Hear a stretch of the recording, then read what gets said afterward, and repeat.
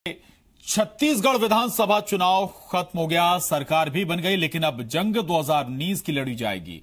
तैयारी अब इसी रण की शुरू हो चुकी है। कांग्रेस जहां विधानसभा चुनाव में जीत से गदगद है, तो बीजेपी 2018 की हार के चिंतन के साथ साथ 2019 की तैयारी में भी लग गई है। लेकिन लोकसभा चुनाव में घमासान इस बार बड़ा होने वाला है। आखिर अब विधानसभा चुनाव जीतकर कांग्रेस माइलेज जो ले चुकी है, लेकिन कांग्रेस के सामने चुनौती इस बात की भी है कि जो समर्थन उसे विधानसभा चुनाव में मिला है, उसे वो कब तक बरकरार रख पाती है। और चुनौती बीजेपी के सामने अपने खोए जनाधार को वापस हासिल करने की है।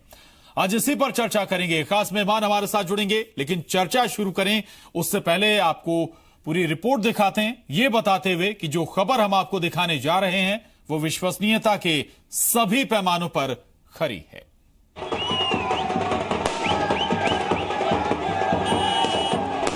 विधानसभा चुनाव में करारी हार के बाद बीजेपी को लोकसभा चुनाव में परफॉर्मेंस की चिंता सताने लगी है। विधानसभा में 15 सीटों पर सिमटने वाली बीजेपी को चिंता इस बात की है कि विधानसभा चुनाव के वोट अगर लोकसभा चुनाव में कन्वर्ट कर दिए जाएं, तो बिलासपुर को छोड़कर सभी 10 लोकसभा सीटों पर बीजेपी 65,000 वोट से लेकर 2 लाख तक वोटों के अंतर से पिछड़ रही है। ऐसे में बीजेपी को 2014 की स्थिति बरकरार रख पाना बेहद मुश्किल नजर आ रहा है। अब एक नजर लोकसभा बार 2014 और 2018 में कांग्रेस और बीजेपी को मिले वोटों के अंतर पर। रायपुर लोकसभा सीट पर 2014 में बीजेपी को कांग्रेस की तुलना में 1,71,646 वोट ज्यादा मिले थे। वहीं विधानसभा चुनाव में कांग्रेस को बीजेपी से 91,863 वोट अधिक मिले हैं। महासमुंद लोकसभा सीट पर 2014 में बीजेपी को महज 1,217 वोट से जीत मिली थी। वहीं विधानसभा चुनाव में कांग्रेस को बीजेपी की तुलना में 2,31,496 वोट ज्यादा मिले हैं। बस्तर में लोकसभा चुनाव में 2014 में बीजेपी को कांग्रेस से 1,24,359 वोट अधिक मिले थे, लेकिन अब ये अंतर उलट गया है। कांग्रेस को बीजेपी से 1,09,253 वोट ज्यादा मिले हैं। इसी तरह कांकेर, सरगुजा, रायगढ़, जांजगीर चांपा, कोरबा, राजनांदगांव, दुर्ग लोकसभा सीट पर 2014 में बीजेपी को बड़ी जीत नसीब हुई थी, लेकिन विधानसभा चुनाव 2018 में कांग्रेस इन सीटों पर लोकसभा के लिहाज से बीजेपी से आगे है। इसी तरह बिलासपुर लोकसभा सीट पर 2014 में बीजेपी को कांग्रेस की तुलना में 1,76,436 वोट अधिक मिले थे। वहीं विधानसभा चुनाव में ये अंतर घटकर महज 9,969 का रह गया है। बिलासपुर लोकसभा सीट छत्तीसगढ़ में एकमात्र ऐसी सीट है जहां पर बीजेपी को कांग्रेस से ज्यादा वोट मिले हैं। अब विधानसभा चुनाव में मिली बड़ी सफलता के बाद कांग्रेस 2019 के लोकसभा चुनाव में 11 में से 11 सीट पर जीत का दावा कर रही है। जनता ने जिस प्रकार से विधानसभा चुनाव में कांग्रेस को आशीर्वाद दिया है, हमें पूरा भरोसा है कि हम लोकसभा की पूरी 11 सीटें छत्तीसगढ़ की जीतने जा रहे हैं। उसका एक सबसे बड़ा आधार यह है कि छत्तीसगढ़ के 11 की 11 लोकसभा सीटों में विधानसभा के आधार पर हमने लाखों मतों से भारतीय जनता पार्टी से बढ़त हासिल की है। वहीं बीजेपी का कहना है कि लोकतंत्र में हार और जीत लगी रहती है। निकाय से लेकर विधानसभा चुनाव और लोकसभा चुनाव के मुद्दे अलग अलग होते हैं। 2019 के लोकसभा चुनाव में बीजेपी ने भी 11 में से 11 सीट जीतने का दावा किया है।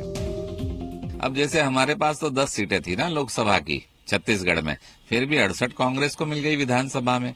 तो मुद्दे अलग होते हैं, विचारधारा अलग होती है, और निश्चित रूप से केंद्र सरकार की अनेक योजनाएं, मुद्रा बैंक योजना है, आयुष्मान योजना है, प्रधानमंत्री आवास योजना है, इस सब ने एक विश्वसनीयता केंद्र सरकार की बनाई है। तो मैं समझता हूं कि हमारे पास 10 थी, अब 11 जीतेंगे।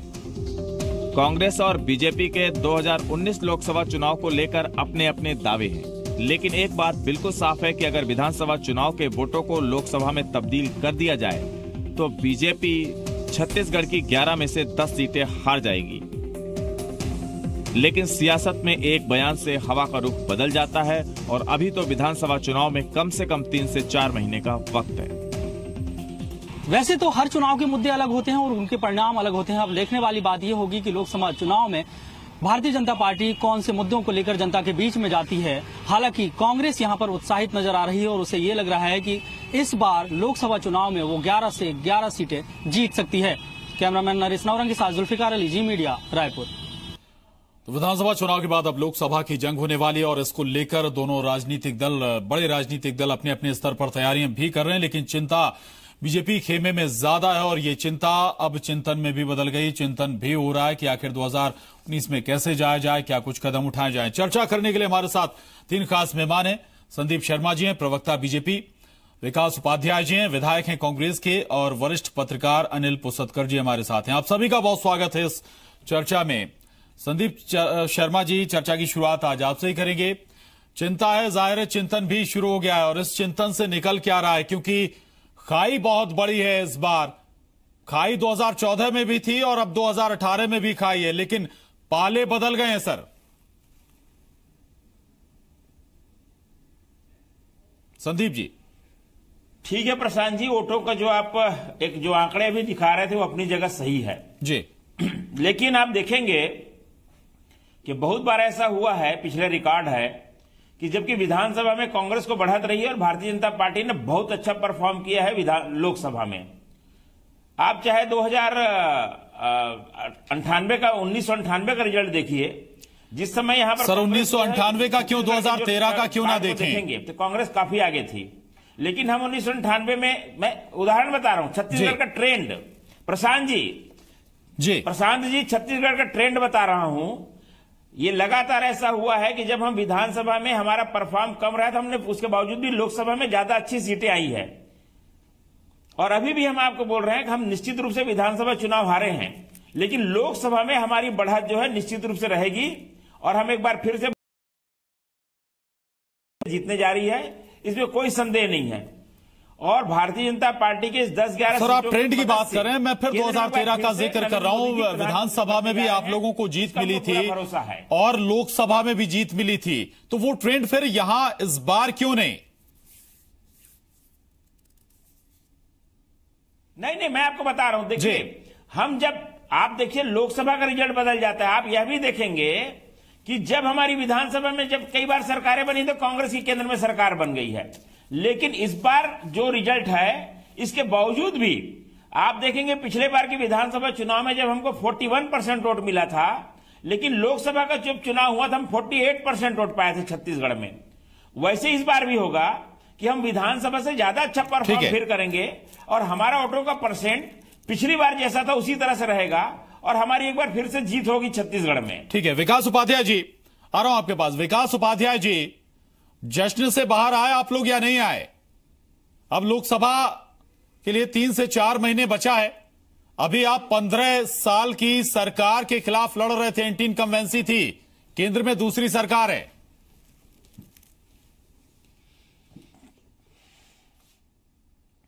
देखिए, 15 साल से भारतीय जनता पार्टी की भ्रष्ट सरकार और हिटलरशाही सरकार के सामने कांग्रेस का कार्यकर्ता बहुत तगड़ी मेहनत किया और तगड़ी मेहनत का परिणाम लिया है 15 साल। नहीं सर, वही मैं पूछ रहा हूं विकास उपाध्याय जी, अब केंद्र की सरकार है जो अपने 5 साल पूरे करने जा रही है, उसके खिलाफ अब आपको लड़ना है 2019 में। अभी देखिए, विधानसभा और अभी विधानसभा की प्रदेश की चुनाव और केंद्र में दोनों भारतीय जनता पार्टी की सरकार थी। फर्क उससे नहीं पड़ता। जिस प्रकार से भारतीय जनता पार्टी की जो योजनाएं रही या भारतीय जनता पार्टी का जो भ्रष्टाचार रहा, उसको लेकर आम आदमी जो प्रताड़ित था, उसको लेकर हम जनता के बीच में गए थे। उसकी लड़ाई कांग्रेस पार्टी ने लड़ी है। कांग्रेस का एक कार्यकर्ता से लेकर सड़क से लेकर सदन तक कांग्रेस का नेता इसकी लड़ाई। सर, विधानसभा चुनाव में स्थानीय मुद्दे थे, छोटे छोटे मुद्दे थे। एक सरकार को लगातार जनता देख रही थी, बोर भी हो जाती है जनता की नाराजगी भी होती है। सर, उस सरकार को जनता ने सबक सिखा दिया। फिर मैं पूछ रहा हूं सर, लोकसभा में जमीनी हकीकत है, लोकसभा के चुनाव लड़ने विकास उपाध्याय जी, पार्टी की पूरे प्रदेश के अंदर में 15 साल में 15 सीट आपने कमाई है, सिर्फ और कुछ भी नहीं सर। ठीक है, चलिए अनिल पोसतकर जी, शायद विकास उपाध्याय जी जवाब नहीं देना चाह रहे थे, लेकिन बहुत मैं आपसे समझना चाह रहा हूं। 15 साल की एंटी इनकम्बेंसी थी एक सरकार की, उससे जनता की नाराजगी रही होगी, लेकिन दूसरी तरफ अब लोकसभा में आपको जाना है, चाहे कांग्रेस हो या बीजेपी हो। कांग्रेस के मद्देनजर अब आपको पार्टी वही है लेकिन सरकार नहीं है। एक तरफ जनता ने प्रदेश की सरकार को तो सबक सिखा दिया, लेकिन आपको लगता है कि वो नाराजगी या वो फायदा अब लोकसभा में कांग्रेस को मिल पाएगा?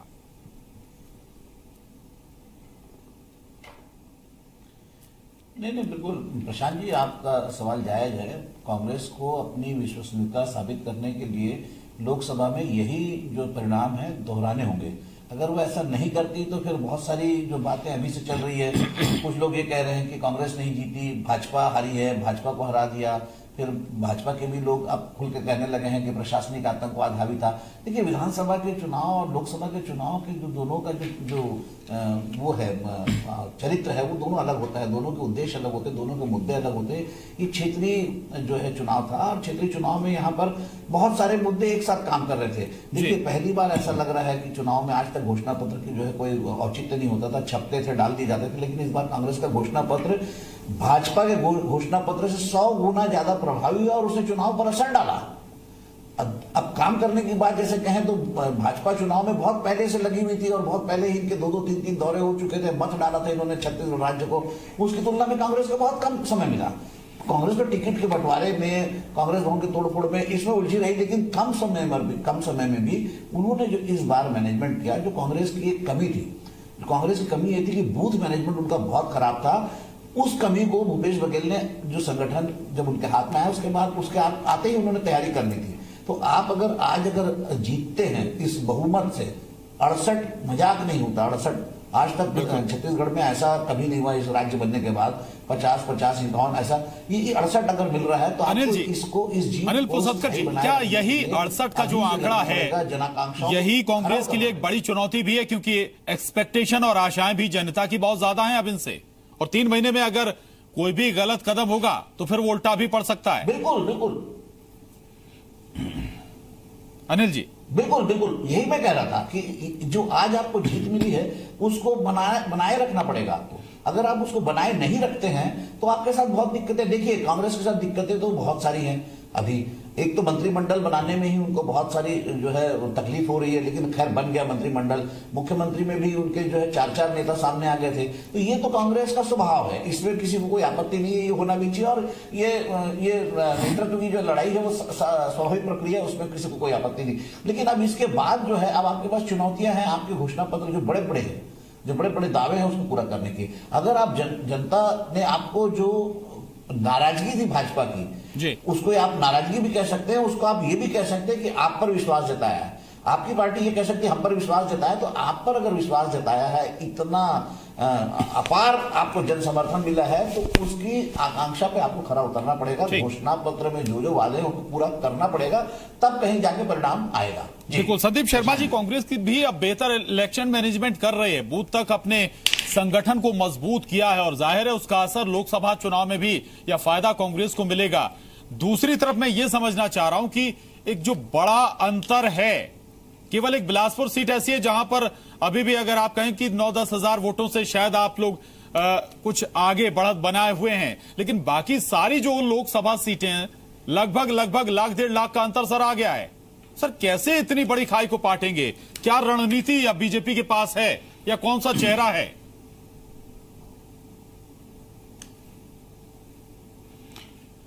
देखिए प्रशांत जी, आप जो भी एक वोटों का जो गणित बता रहे हैं वो अपने जगह है, लेकिन आपने कहा कि कौन सा चेहरा है, यह चेहरा ही हमारे जो है सबसे बड़ा एक आधार है। सर वही चेहरा तो आपका 2018 में दिल्ली में आप कौन प्रधानमंत्री का देश का नेतृत्व करेगा, यह प्रश्न देश के सामने है। और जब ये मुद्दा आएगा कि एक तरफ जो है नरेंद्र मोदी जी हैं और दूसरे तरफ दूसरी पार्टी का कोई चेहरा है, तो निश्चित रूप से भारतीय जनता पार्टी मीलों आगे निकल जाएगी।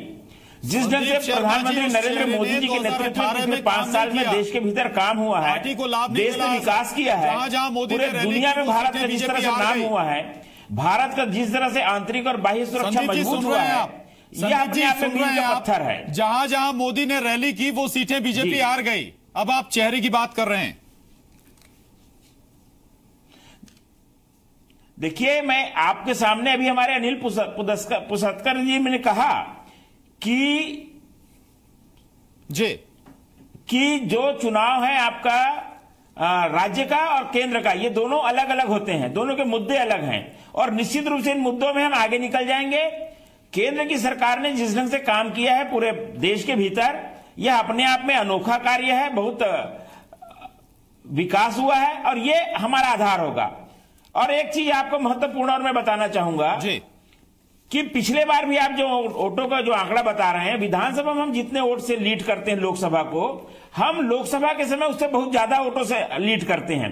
तो इस बार अगर कि हमारे वोटों का अंतर दिख रहा है, हम लोकसभा चुनाव में इस वोट के अंतर को पाट लेंगे और हम आगे बढ़ जाएंगे निश्चित रूप से लोकसभा में। तो मैं आपको फिर से कह रहा हूं कि आने वाले चुनाव में भारतीय जनता पार्टी फिर से छत्तीसगढ़ में कांग्रेस पर भारी पड़ेगी। हमारा संगठन का मजबूत ढांचा है, हमारे संगठन के कार्यकर्ता हैं और हम पूरी तैयारी से लोकसभा चुनाव में आएंगे मजबूत और ढांचा, इस चुनाव को जीतेंगे। मजबूत कार्यकर्ताओं का संगठन आपके पास पहले भी था सर, असर क्यों नहीं किया? उसका लाभ आप लोगों को क्यों नहीं मिला?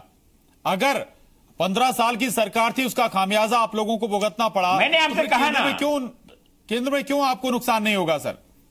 देखिए प्रशांत जी, 15 साल की सरकार में दो बात है। एक तो कांग्रेस का घोषणा पत्र जिस ढंग से उन्होंने किया है, मुझको नहीं लगता कि इस घोषणा पत्र में कांग्रेस पार्टी अमल कर पाएगी, लेकिन जिस ढंग से उन्होंने ये बातें कही है, कुछ उसका असर निश्चित रूप से है। और दूसरी बात यह है कि छत्तीसगढ़ में जो 15 साल की बात आप लगातार कर रहे हैं, तो हो सकता है लोगों ने एक मन बना लिया होगा कि बदलाव का, जिसके कारण ये रिजल्ट आया है। लेकिन केंद्र में स्थिति बिल्कुल नहीं है। भारतीय जनता पार्टी की फिर से केंद्र में सरकार बनेगी और छत्तीसगढ़ में इस बार फिर से क्लीन स्वीप करेंगे। आप देखिएगा, बहुत आश्चर्यजनक परिणाम छत्तीसगढ़ में आने वाला है। ठीक, बिल्कुल। विकास मैं आपको एक चीज बता रहा हूं प्रशांत जी, बड़े बड़े वादे चुनाव के रिजल्ट के बाद। प्रशांत जी एक बात कहूंगा, और भाई प्रशांत जी एक बात और बोलिए, पूरी करिए। ये क्या है, आपकी आवाज मेरे कान में गूंजती है जो उधर से, इसके कारण थोड़ा डिस्टर्बेंस होता है। अच्छा सर, इसलिए थोड़ा डिस्टर्बेंस होता है। प्रशांत जी मैं बता रहा हूं, मैं भी इस रिजल्ट के बाद जहां भी जाता हूं, हर जगह यह बात मुझको लोग कहते हैं कि भले आप लोग हार गए हैं, लेकिन भारतीय जनता पार्टी लोकसभा में जीतेगी। ये बात पूरे छत्तीसगढ़ में प्रतिध्वनित हो रही है और हम निश्चित रूप से जीतेंगे प्रशांत जी। ठीक है सर, भरोसा आपका कायम रहे। और विकास उपाध्याय जी, जो आरोप आप लोग मोदी सरकार पर लगाते थे, बड़े बड़े वादे कर सत्ता में आए हैं, वही बड़े बड़े वादे कर आप लोग छत्तीसगढ़ में सत्ता में आए हैं। दबाव आप लोगों के ऊपर है 3 से 4 महीने परफॉर्म करने का। 3 से 4 महीने के अंदर अगर वो परफॉर्म आप नहीं कर पाए तो सर लोकसभा में तस्वीर समझ आ जाएगी।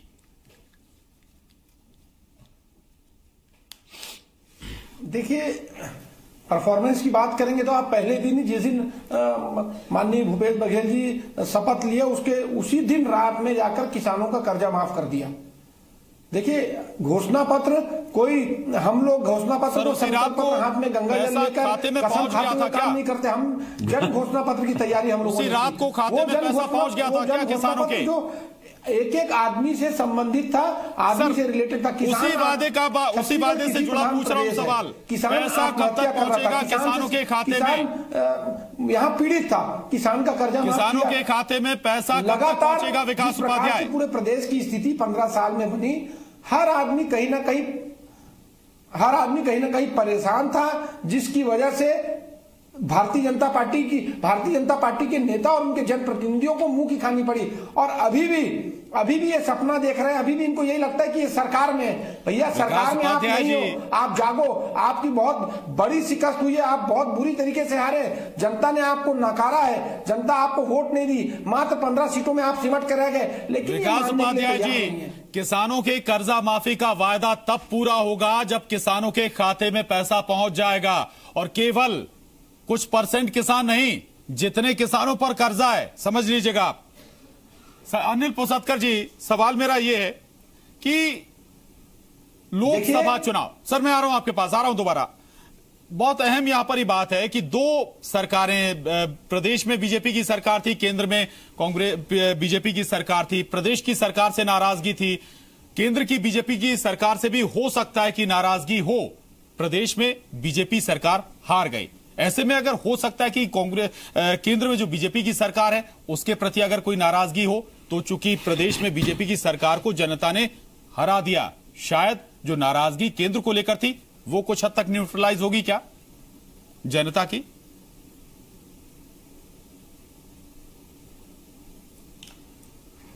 देखिए, अनिल जी से प्रश्न है। नहीं प्रशांत जी, देखिए जी, छत्तीसगढ़ की जनता जो है बहुत शांत है, बिल्कुल इनका कोई रिएक्शन नहीं दिखता, और इनका स्वभाव है कि जो करना चाहती है, यहाँ बड़े बड़े दिग्गजों को ऐसा हराया गया, विद्याचरण शुक्ल जी जैसे जो है, जो जिनके लिए भाजपा के सांसद जो चंद्रशेखर साहू ने कह दिया था कि हमारे पास ऐसी टावरिंग पर्सनालिटी नहीं है, उनको भी जब हराया तो उसके बाद वो दोबारा उठ नहीं पाए। तो छत्तीसगढ़ की जनता अपना काम जो है चुनाव के समय ही करती है। 3 बार इनकी सरकार बनाई भाजपा की और भरपूर प्यार दिया, ऐसा नहीं। अगर आप ये कहते हैं कि केंद्र की हमारी योजनाएं बहुत अच्छी, तो आप तो राज्य की जो योजनाएं हैं उस पर भी बड़ी बड़ी बात करते थे। पीडीएस के लिए पूरे हिंदुस्तान में बोलते थे Chhattisgarh model is best. Health में बोलते, हेल्थ में आपको इनाम मिला, एग्रीकल्चर में, अरे किस सेक्टर में छत्तीसगढ़ को इनाम नहीं मिला ये मुझे बताइए। सब सेक्टर में इनाम मिला, सब आपकी योजनाएं सफल थी, तो फिर आपका परिणाम शून्य क्यों हुआ? तो सर एरोगेंसी आड़े आ गई क्या? जनता यहाँ की बहुत 15 साल में एरोगेंसी ज्यादा हो गई थी क्या बीजेपी के अंदर? अनिल जी देखिए, बिल्कुल बिल्कुल बिल्कुल प्रशासनिक आतंकवाद इस कदर हावी था, ये बहुत महत्वपूर्ण फैक्टर है जिस पर कोई बात नहीं करता। प्रशासनिक आतंकवाद जबरदस्त हावी था। देखिए आईआरएस रिजाइन करके यहाँ पे कॉन्ट्रैक्ट पे काम कर रहे हैं, ये ऐसा कहीं नहीं देखा। कॉन्ट्रैक्ट पे जो यहाँ पे चीफ सेक्रेटरी रिटायर हुआ कॉन्ट्रैक्ट पे, 6-6 साल 7-7 साल 8-8 साल लोग कॉन्ट्रैक्ट पे हैं। वृद्धाश्रम बना दिया, नई नियुक्ति कर नहीं रहे। अब तो ये सब तो चीजें सामने आती है और इसका मौका चुनाव होता है। अगर जो जनता ने जो सबक भाजपा को सिखाया है, ये वही जनता है जो जब अविभाजित मध्य प्रदेश था तो यहाँ पर कांग्रेस का गढ़ हुआ करता था, और विभाजन के बाद संदीप शर्मा जी 2 लाइन में एक छोटी सी प्रतिक्रिया। कांग्रेस की गलतियां आप लोगों ने की हैं, लेकिन गलतियों से सबक ले रहे हैं ना? देखिए प्रशांत जी, मैं आपको एक चीज बता रहा हूं, जो सेना युद्ध में हार जाऊंगा ऐसा लगता है, और जो हारते हुए में वो पूरे चीजों को नष्ट करते जाती है, तालाब में जहर डालते हुए जाती है, मकानों को जलाते हुए जाती है, पुल और पुलिया को तोड़ते हुए जाती है। इसी तरह का काम इस बार कांग्रेस अपने घोषणा पत्र में किया। मुझे लगता है कि कांग्रेस को बिल्कुल भरोसा नहीं था चुनाव जीतने का, इसलिए उन्होंने जिस तरह का घोषणा किया है, मुझको नहीं लगता कि इसको अमल कर पाएंगे। और अभी से जिस ढंग से उसमें किंतु परंतु लगा रहे हैं किसानों के मामले में, यह बहुत दुर्भाग्यजनक चीज है। और मुझे लगता है कि किसानों ने इन्हीं चीजों के चलते उसका लाभ आपको 2019 में मिल जाए। 3 महीने आने वाले सर खत्म हो चुका है। संदीप शर्मा जी, विकास उपाध्याय जी, अनिल पुसतकर जी, बहुत शुक्रिया आप सभी का चर्चा में शामिल होने के लिए। और इसके साथ ही आपकी आवाज में बस इतना ही।